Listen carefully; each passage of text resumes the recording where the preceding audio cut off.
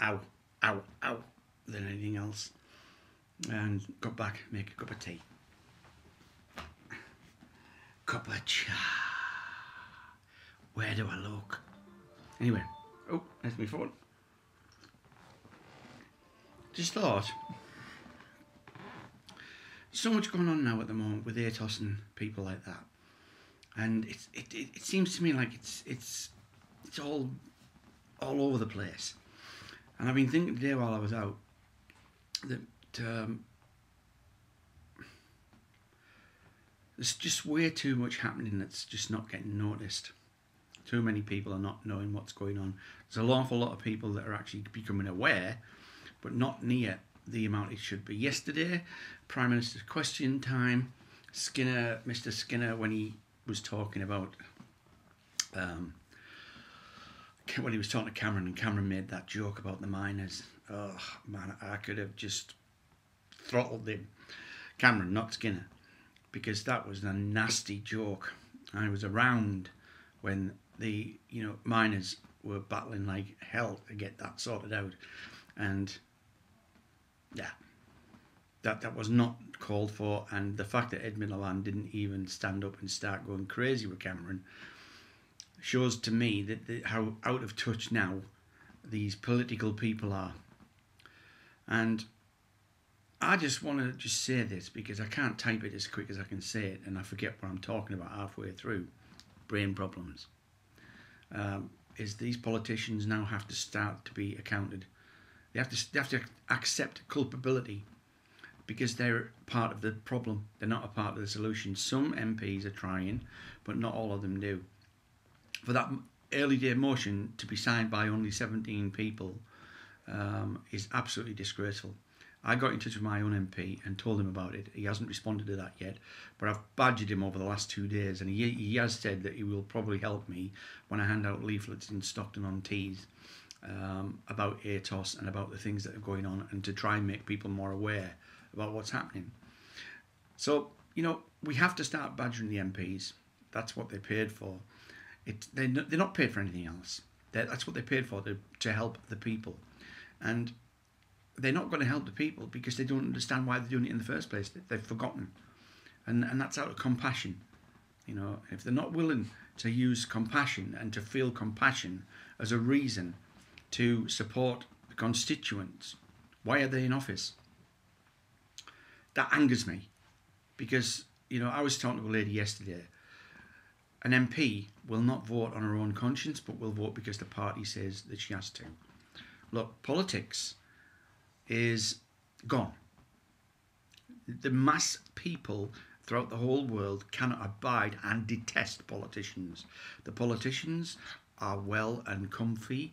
They're no problem to anybody except us. But they're not bothered about us. They don't care about us. It's about time we started saying this. They don't care. They're not bothered. Why should they be bothered when a £26 million bank balance man, who is the Prime Minister of this country, also claims disability living allowance of £50-something a week, and says the reason why he does claim that, or did, is because he could? That to me stinks. Absolutely stinks. And as far as I'm concerned, any man or woman that can do that sort of thing without, one, batting an eyelid, and then two, admit it to the country like that man did yesterday, has £26 million in the bank, and yet claims £51 odd a week disability living allowance for his son. No, that does not compute. That's not right. And that's shameful. And it's a shame that many people just ignore what's going on. And I don't find that particularly a nice place. I don't find this world a particularly nice place to live in anymore. It's like you can ignore it and just get on, with your own sweet life. Watch your DVD at the weekend, and is that it? Is that it?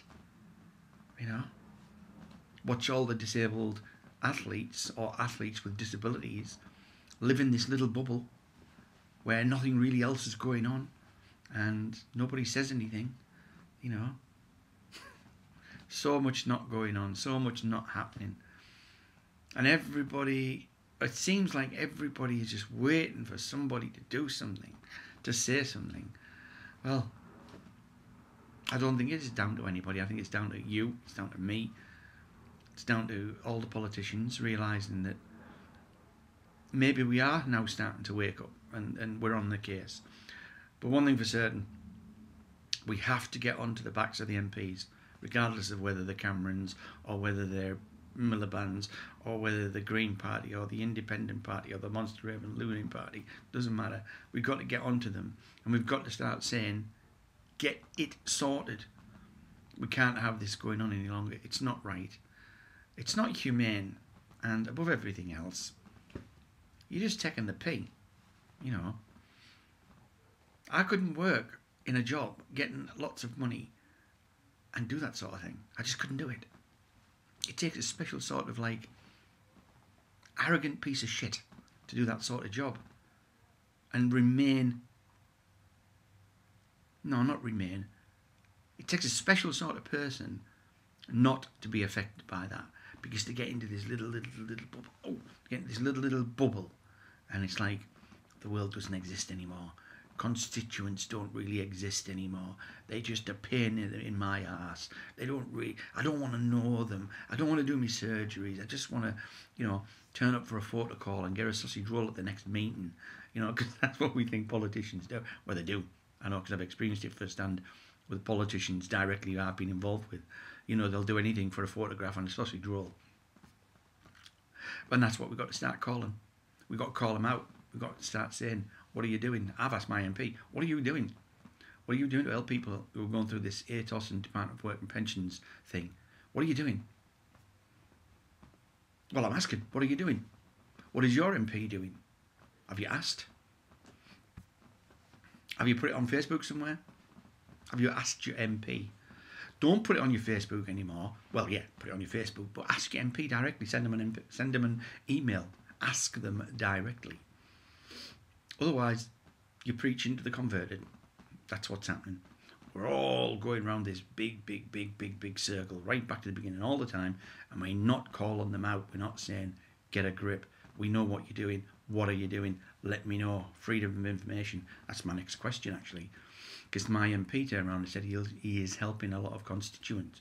Now, obviously, he will use the old, well, I can't give you the information because it's private. Yeah, I agree with that. How many constituents have you helped then? Have you been with any of them to these meetings with ATOS? Have you been to any of these people with disabilities who've been 6 months down the line waiting for a bill? Have you? Have you been? Well, one MP has, and he's doing really well, and he says he wins every case.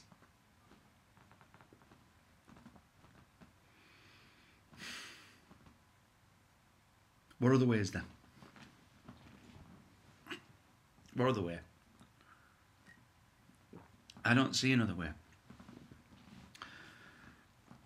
Protest, demonstrate, yes, but we've got to badger the MPs.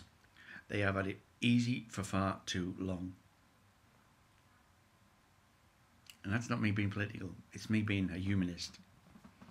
I can't stand politicians, but I don't hate them. Well, I do. There's one I particularly do hate, but if we don't make them stand up for what's right, then we only have ourselves to blame. Can you look yourself in the mirror and say that? I can't anymore. So anyway, 10 minutes is long enough. I'm just sick of typing, just sick of talking about it. So starting to do. And my advice to everybody else is start doing as well, and start telling other people you're going to start doing. Get in touch with the MPs directly. Ask them what they're actually doing. If they start, bullshitting you, ask in the freedom of information. I'm saying this now. Let's have an early day motion. Let's have an early day motion on Facebook. Let's ask these MPs what the hell they're doing and why they're just slacking off so much. Behind closed doors, you're just a constituent. You don't see what goes on behind closed doors. I want to see what's going on behind these closed doors now. I don't care anymore that you can lie and cheat your way out of this. What's going on behind these closed doors? Those two brave women that stood up the other day and started shouting at Grayling, brilliant, absolutely brilliant. But it's always behind closed doors. They were more interested in getting rid of those women because of the rules rather than what they were actually saying, and that was people who were dying. And that's the world we live in now. That's the country we live in now, and that's the political situation we have now. Political as in all of the parties.